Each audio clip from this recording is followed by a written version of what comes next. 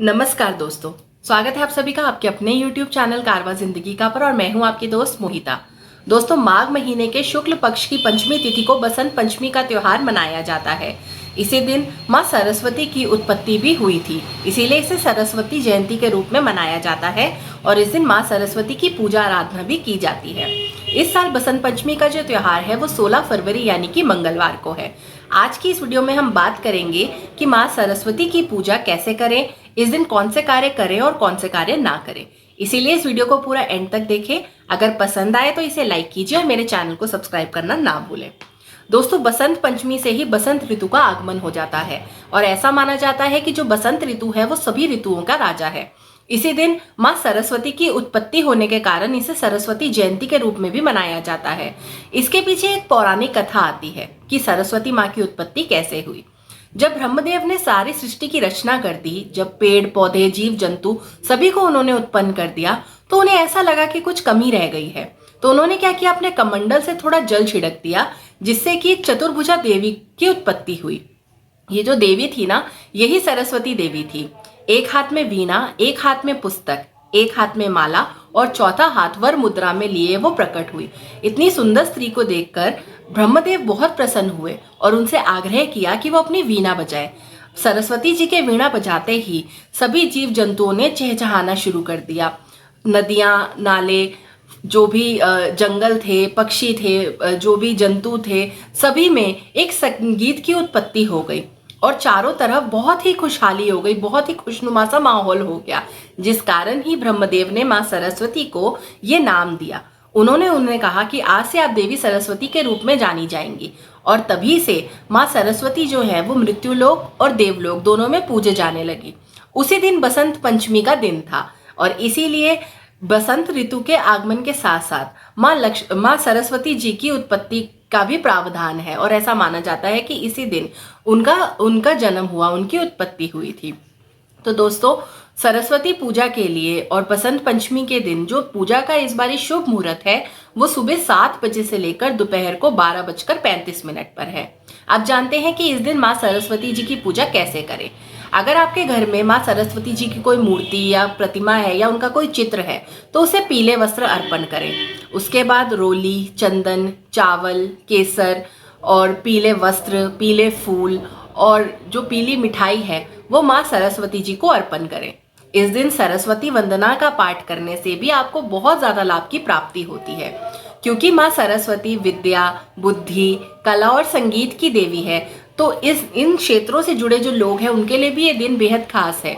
इस दिन अगर विद्यार्थी जो है वो चाहते हैं कि मां सरस्वती की विशेष कृपा उन्हें प्राप्त हो तो वो व्रत भी रख सकते हैं। इसके अलावा दोस्तों, 2 मंत्र हैं सरस्वती माता के जिनका इस दिन उच्चारण करने से मां सरस्वती की विशेष कृपा प्राप्त की जाती है। और वो मंत्र कौन से हैं? ओम ऐम नमः, ओम ऐम नमः।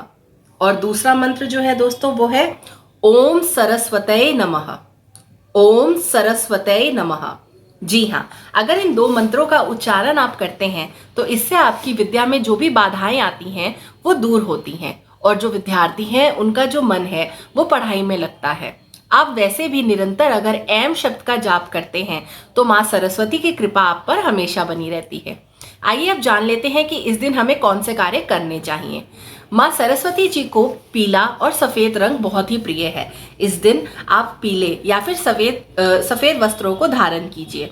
इस दिन आपको सात्विक भोजन करना चाहिए, आपको प्रसन्न रहना चाहिए, सभी से अच्छे से व्यवहार करना चाहिए और जो कलम आप प्रयोग करते हैं ना उसे आप पूजा में रख सकते हैं। उस कलम की पूजा कीजिए और फिर साल भर आप उसी कलम को इस्तेमाल कीजिए। इस दिन आप अपनी पुस्तकों को, अपनी कलम को, इनको पूजा में रख सकते हैं और फिर आप इनका प्रयोग कर सकते हैं और आप देखेंगे कि मां सरस्वती की कृपा आप पर बनी रहती है। विद्यार्थी जो है वो मां सरस्वती जी को सफेद फूलों की माला चढ़ा सकते हैं। इसके अलावा जब आप मां सरस्वती की पूजा करते हैं ना तो एक विशेष बात का ध्यान रखिए, आपको उनकी पूजा में हल्दी का प्रयोग करना चाहिए। बाद में जो वो हल्दी होती है उसे आप अपने पास रख सकते हैं, किसी कागज में या किसी थैली में डालकर आप उसे अपने पास रखें और आप देखेंगे कि उसका कितना लाभ आपको प्राप्त होगा। आपका जो मन है वो एकाग्र होगा और आपकी पढ़ाई में जितनी भी बाधाएं आती हैं वो सभी बाधाएं दूर हो जाएंगी। आप ये करके देखिए, आपको इसका लाभ जरूर होगा। अब जान लेते हैं कि इस दिन क्या कार्य नहीं करने चाहिए। दोस्तों, इस दिन आपको काले या लाल वस्त्रों को धारण नहीं करना चाहिए। आपको मंत्र जाप से पहले प्रसाद ग्रहण नहीं करना चाहिए। आपको किसी से भी कोई अपशब्द नहीं कहने चाहिए। अपशब्द कहना तो वैसे भी बुरा है, सिर्फ आज ही के दिन नहीं बल्कि कभी भी आपको किसी से कुछ गलत बात नहीं कहनी चाहिए।